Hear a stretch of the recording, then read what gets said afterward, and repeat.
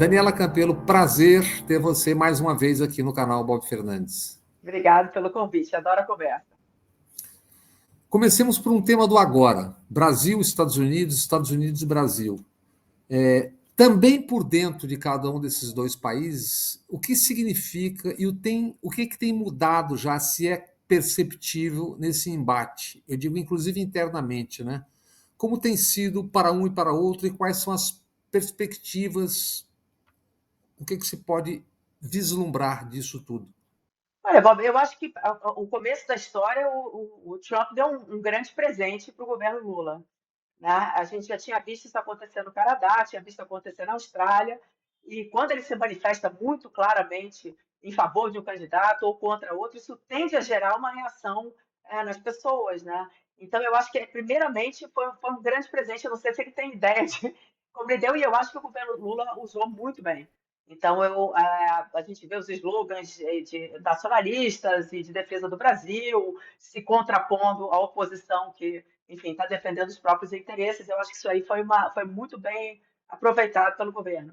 Agora, a minha impressão naquele momento ali é que foi tudo muito corrido. Eu não sei se o Trump não faz muita coisa muito pensada, mas aquela carta, até pela própria conotação dela, né, o texto errado, falando de um superávit brasileiro e tudo, me deu a impressão de ser uma reação meio de momento. E eu acho que essa reação de momento está começando a esvaziar, porque ele tinha muito pouca informação naquela hora, ou uma informação de parte de pessoas viesadas, né, com relação ao que está acontecendo no Brasil. Talvez ele tivesse até uma expectativa de que o Bolsonaro tivesse talvez um tamanho maior do que de fato ele tem no país. E o que a gente está vendo é isso aí retroceder de alguma forma, né? Então, assim, eu acho que o Marco Rubio tem todo o interesse em colocar um pé firme em América Latina, né, com relação à Venezuela, com relação ao Brasil, mas eu tenho a impressão de que isso aí está arrefecendo e que a negociação vai começar a acontecer muito brevemente. O Trump muda de ideia também com muita facilidade, né?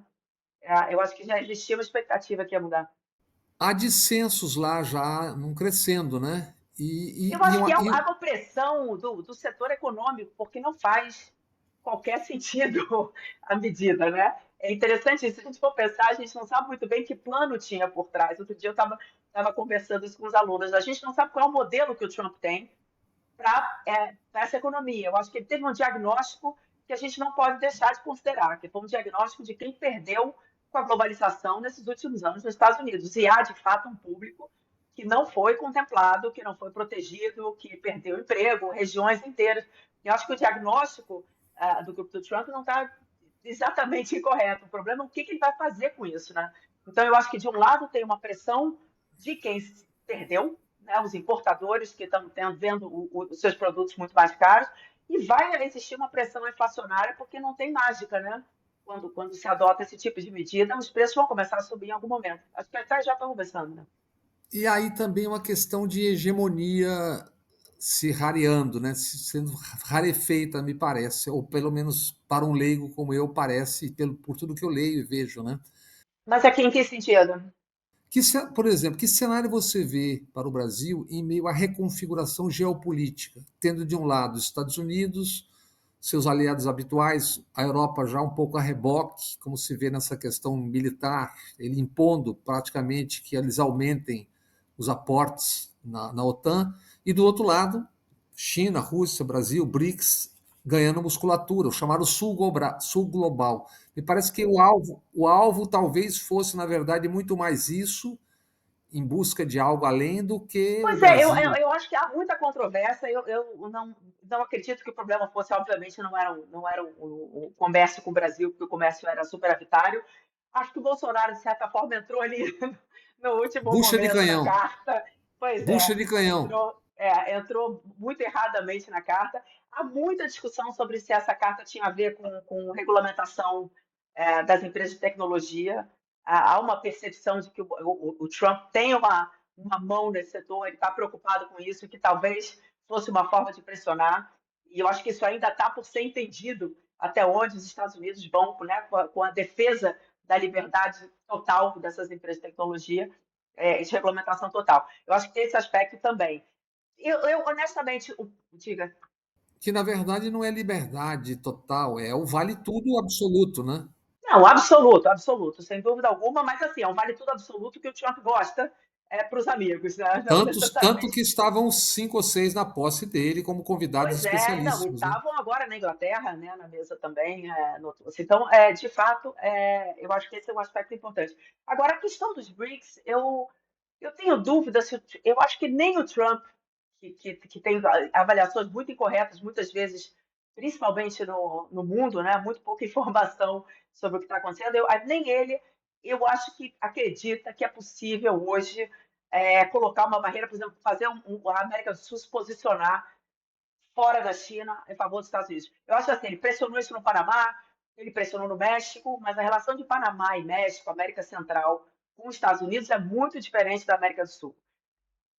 Então, nesse sentido, assim, ele não tem poder de barganha para fazer isso nem na Argentina, com o Milei, que é seu grande aliado na região, porque os nossos países estão extremamente conectados com a China e a perspectiva é que o tem muito mais. A China está muito mais avançada com relação aos metais raros, né, as terras raras. A China está muito mais avançada com relação à tecnologia para a transição energética. Então, assim, acho muito difícil. Ele pode até tentar se manifestar de alguma forma, mas acho que ele vai ser extremamente mal sucedido. Acho que essa opção não existe mais, né, para a América do Sul se desacoplar de China.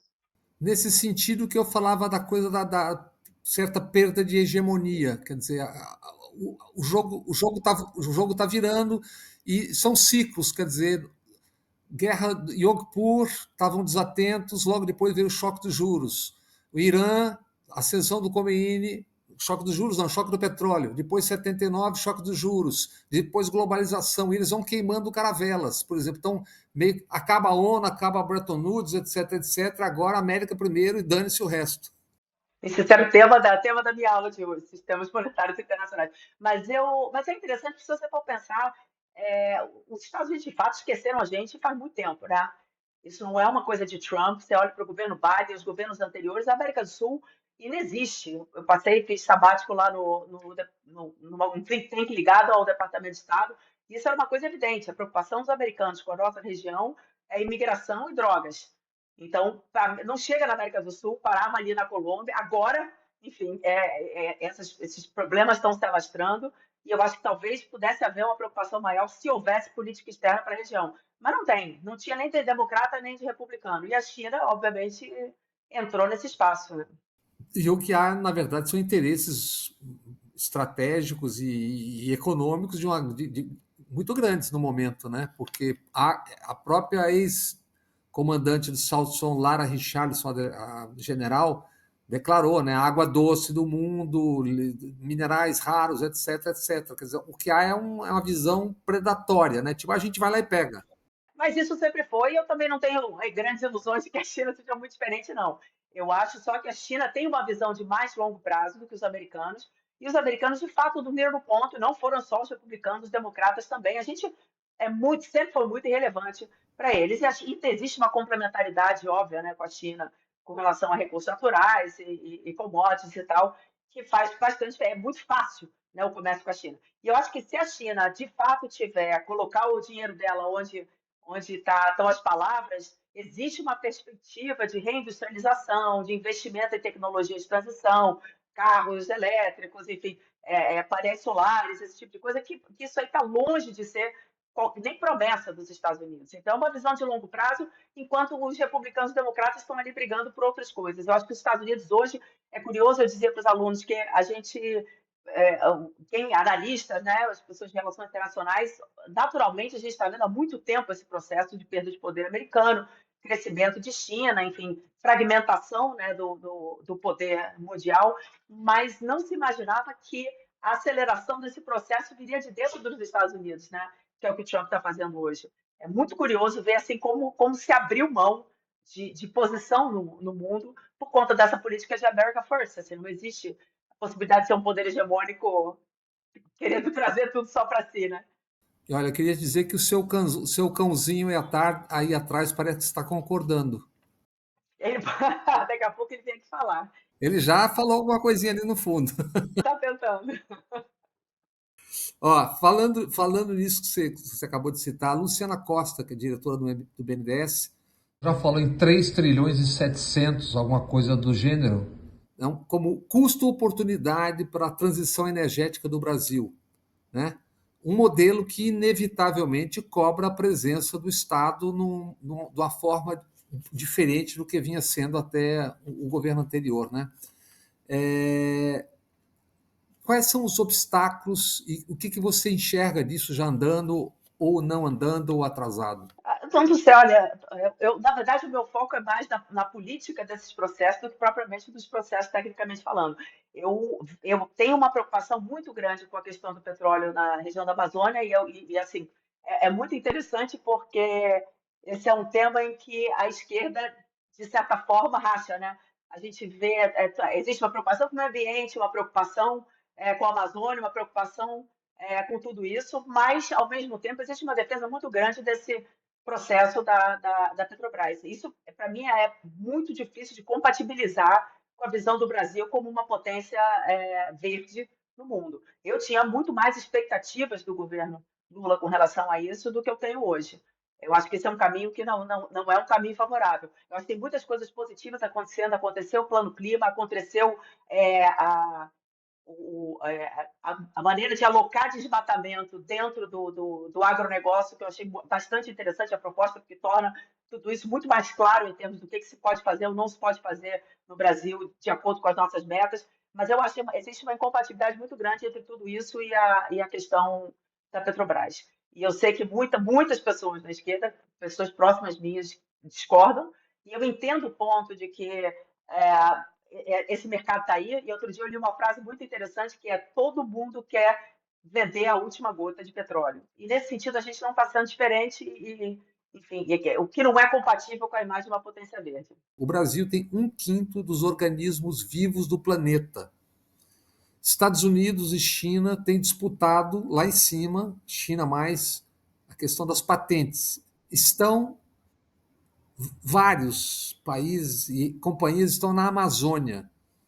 E o Brasil tem uma possibilidade de reindustrialização via biotecnologia. Inclusive uma possibilidade legal, que nós vamos tratar disso daqui a algum tempo com um programa especial, né?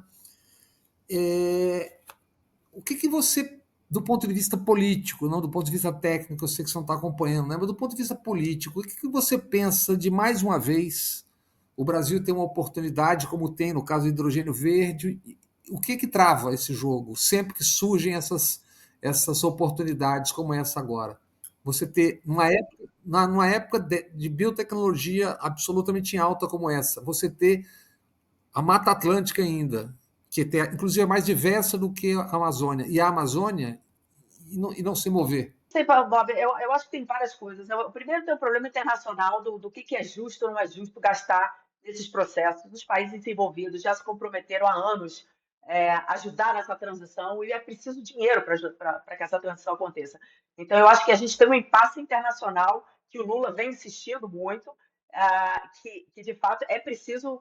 A gente tem que encontrar recurso fiscal e não tem hoje em dia para fazer países em desenvolvimento do sul global. Então, eu acho que isso é o primeiro problema. O segundo é que hoje, o que eu te disse, eu não sou especialista nessa área tecnicamente falando, mas o que me parece, o que eu já escutei muito do governo é essa ideia de que a gente vai, por exemplo, explorar petróleo na Amazônia para financiar essa transição, o que não bate nem do ponto de vista de timing, nem do ponto de vista. Acho que essa conversa já vinha acontecendo em muitos lugares fora do Brasil e não tem uma pessoa que acredite que essa é a ideia, né? Porque a gente precisa fazer essa transição logo, e esse dinheiro só vai chegar mais tarde, o mercado já vai ser completamente diferente para petróleo. Então, assim, eu não conheço ainda uma visão. Eu acho que se você olha, por exemplo, eu faço parte de um laboratório que foi criado aqui dentro do Rio de Janeiro, mas é com pesquisadores da Amazônia, que chama o Laboratório de Estudos Geopolíticos da Amazônia. E é muito interessante, tem muita pesquisa interessante lá sobre legislativo, sobre o que as pessoas pensam, e a questão se põe muito claramente. Não existe uma visão de desenvolvimento, como você diz, mesmo desse projeto, lá de dentro da Amazônia. Essa ideia de arrecadar dinheiro de outro lado para fazer ali, é preciso ter uma visão de como produzir dali, como fazer essa transição dali. Então, se você vê as pesquisas de opinião, por exemplo, que eles fazem, pesquisas qualitativas, as pessoas da região têm muita resistência a ideia de ONGs, a ideia de ajuda externa, a ideia do verde, porque é uma ameaça à sua forma de viver. Isso é fato. Então, enquanto não houver um projeto que incorpore essas pessoas e que elas sejam parte desse plano de desenvolvimento, eu acho muito difícil que essa transição aconteça. E hoje em dia não me parece claro que isso exista. Você e César Zucco têm um importante trabalho sobre a relação entre ciclos de commodities e sucesso ou insucesso de governos, especialmente na América Latina, né? Onde está o Brasil nesse momento em relação a isso? E se esse modelo que vocês fizeram, que vinha se comprovando tantas vezes, se ele continua sendo confirmado? Então, Bob, eu acho o seguinte, eu não tenho que lembrar da última vez que a gente conversou. Eu recebo essa pergunta com uma certa frequência. Se, enfim, em termos de é, polarização afetiva, em tempos de identidades, se o voto econômico ainda funciona. Eu acho que o caso do Bolsonaro foi o caso clássico de como o voto econômico funcionou. Porque ele só foi bem, ele foi mal, o governo inteiro, ele só foi bem quando ele entregou o auxílio emergencial, popularidade subiu, acabou o auxílio emergencial, popularidade caiu, e no último ano foi aquela subida de preços de commodities absurda por causa da invasão da Ucrânia, né? Enfim, de pandemia, e ele surfou essa onda com perfeição. Não sei se você se lembra, o Congresso passou uma lei de emergência, não tinha mais nenhuma trava para gasto pré-eleitoral, Torrou 800 bilhões. torrou o que tinha e o que não tinha na esteira desse boom, desse mini boom de commodities que aconteceu, muito mais agressivo até do que aquele que aconteceu no começo do período do Lula. O do Lula foi longo, mas foi acontecendo aos poucos. O do Bolsonaro foi muito rápido e isso foi usado. Então, assim, quem olhava commodity no último ano do governo Bolsonaro e olhava a popularidade dele, estava vendo claramente como aquilo ali teve um efeito, e eu já falei que algumas vezes em algumas palestras que dava mais 15 dias, 20 dias, a gente não tem certeza se ele ia ter perdido ou não essa eleição. Então, foi muito importante. Aí, hoje, o que acontece? Eu faz um tempo já que a gente não está tracking a popularidade e o GET, né, o nosso indicador de bons tempos econômicos, que junta commodity e taxa de juros. Mas um aspecto interessante que outro dia até coloquei no Twitter é o seguinte: a via de transmissão desses fatores internacionais, preço de commodity, taxa de juros internacional, é via câmbio. Então, nos nossos modelos de voto econômico, usando só variáveis domésticas, a variável doméstica relevante é câmbio. E se você olha, por exemplo, outro dia eu coloquei, desde o começo do governo Lula, a popularidade do Lula e o câmbio, é impressionante como eles andam parecidos, andam muito Caminham próximos, juntas. Caminham caminham juntas. juntos. Então, assim, a percepção de economia das pessoas vem dali, e eu acho que, de novo, né, eu acho curioso, eu como cientista política, eu vejo a cada mês que sai uma pesquisa nova, a gente fala, o problema do PIX, dessa vez foi o Trump, agora passou não sei o quê, não passou no Congresso. Essas coisas eventualmente têm um efeito no momento. Agora, a gente pensar assim, problema do PIX, né? O tamanho do Brasil, a pouca informação que a gente tem, o pouco acesso à mídia, é, é realmente acreditar que as pessoas estão lendo o jornal que nem eu, você e analistas políticos por aí. Não é assim que funciona. Então, assim, essa percepção da economia ela não acontece porque alguém está lendo no jornal que o governo fez A, ou B ou C. Ela acontece porque as pessoas se sentem e respondem a isso. Num pequeno universo, pode ser que faça diferença. Por exemplo, referindo-se ao que você falou, dos 10 ou 15 dias que poderiam ter significado a vitória do Bolsonaro, tem 10 ou 2 semanas antes o Paulo Guedes falando que o salário mínimo não seria no outro governo, tal, tal, tal. Depois tem a Zambelli, depois tem os tiros do Roberto Jefferson. Nessa pequena margem, talvez isso faça diferença, porque está todo mundo muito atento ali, né? Pois eu não sei. Eu acho que eu tenho um imenso ceticismo disso, porque eu acho que as pessoas estão muito menos atentas do que a gente acha que elas estão. E isso é uma coisa que, assim, pensa, não precisa ir longe, nem ir para lugares distantes do Brasil sem informação. Uma pessoa que hoje em dia pega 2 horas e meia para ir para o trabalho e volta 2 horas e meia, passa 5 horas Está se lixando. num treino. Essa pessoa está se informando sobre se passou alguma coisa no Congresso.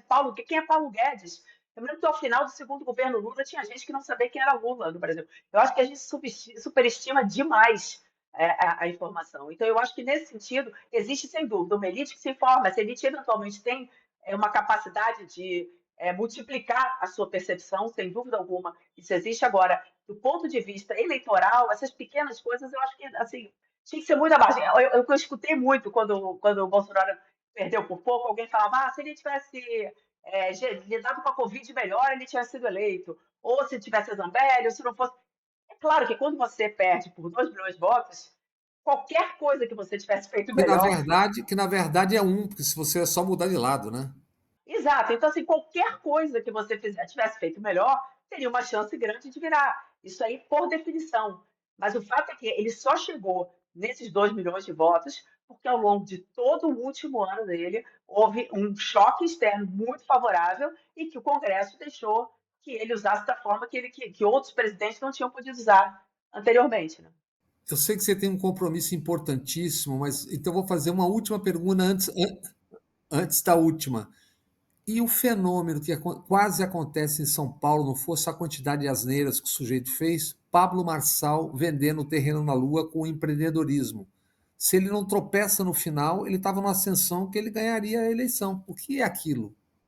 Isso eu acho que é um tema tão interessante, porque eu- ultimamente os eventos que eu tenho participado, em geral, são ou sobre desglobalização ou sobre retrocesso democrático, né? Então a gente tem discutido demais isso, de onde vem, para onde vai, por que Trump, por como é que ele tomou conta. Eu acho que tem algumas coisas que estão mudando e que a ciência política ainda não abraçou, como é que eu vou dizer, com criatividade, porque assim, a gente não tem mais editoras definindo o que a gente lê. A gente não tem mais a grande mídia dando a notícia chega no meu telefone.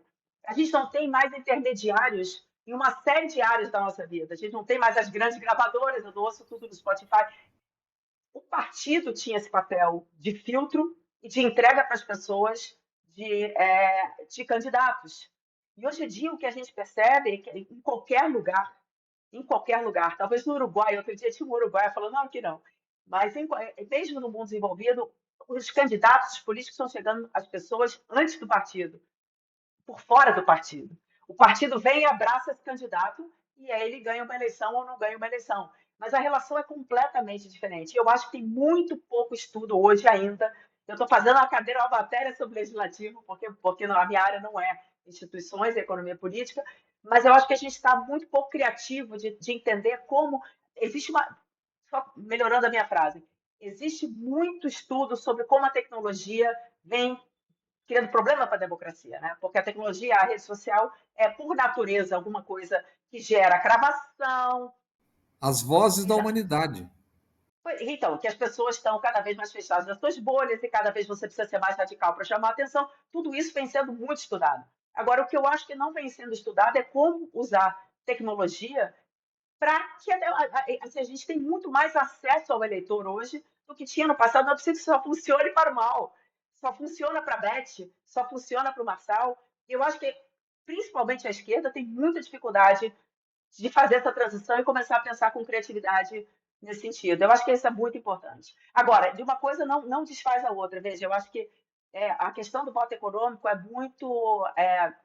Bom, eu não estou nem falando no nível nacional, porque ele é muito mais forte no nível nacional. Mas a questão do voto econômico a eleição é um referendo no desempenho econômico do governo. Agora, quem vai entrar, né? O Bolsonaro, por exemplo, estava extremamente bem posicionado, podia ter sido outro candidato e foi o Bolsonaro, né? Porque soube usar, não sei de que forma, a única coisa que souberam fazer muito bem, de fato, soube usar as redes e chegar ao eleitorado. E o próprio Bassal sabe também. Agora, de novo, pode surgir alguém, se o governo do Lula tiver com um desempenho muito ruim, eventualmente, sabe-se lá o que pode acontecer, como aconteceu com o Bolsonaro. Mas eu acho que foi um aspecto muito particular daquele momento em que a economia ia muito ruim. Então, assim, só para te dizer que essas coisas não são completamente incompatíveis, você ter o eleitor respondendo à economia, respondendo ao voto econômico e candidatos como esse chegarem no eleitor e eventualmente terem chance de ganhar uma eleição importante como a de São Paulo, né? E a última questão.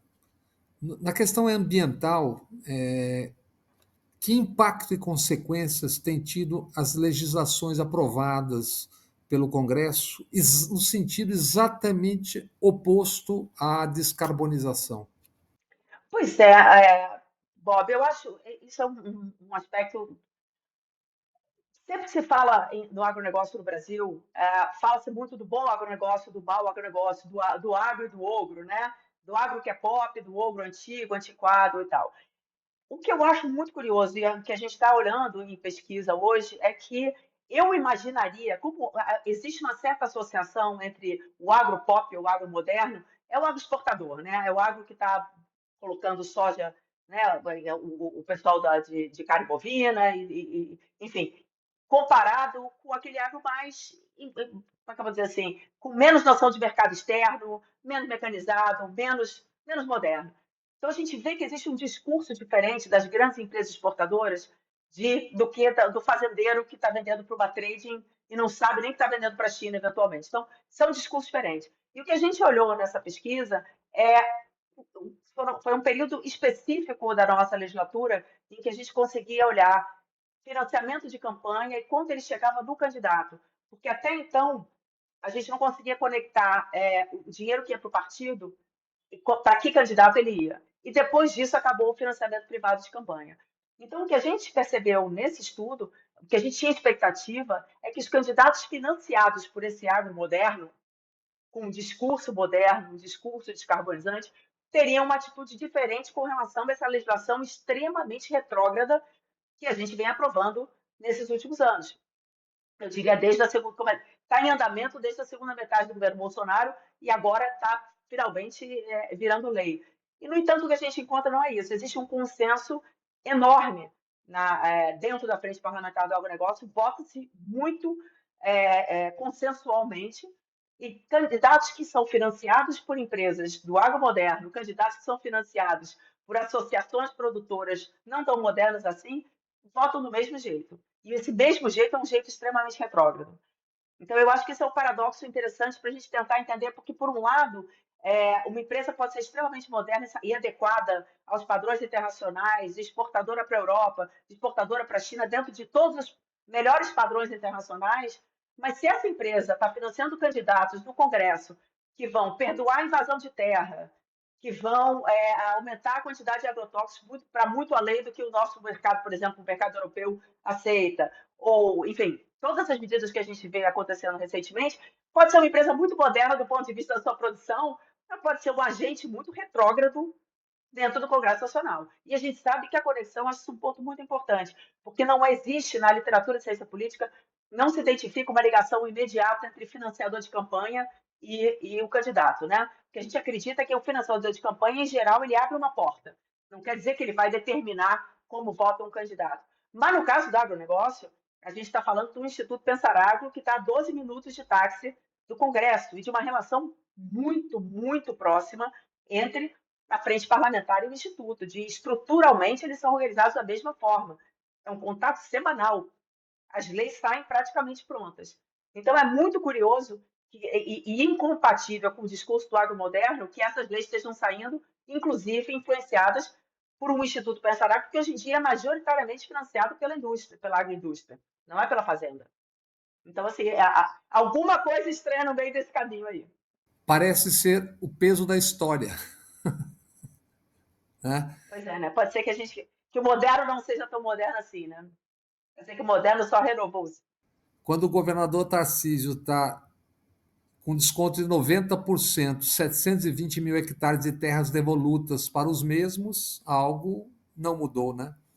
Pois é, e aí a pergunta é, vamos continuar chamando de duas coisas diferentes, o agro e o ogro, ou no final das contas é todo mundo igual, né? É isso. Daniela, sempre um prazer. Qualquer hora eu vou te incomodar de novo. Muito obrigado, Vamos lá. tá? E que Um prazer, Bob. seu compromisso seja ótimo. Será. Com certeza. Boa noite. Tchau.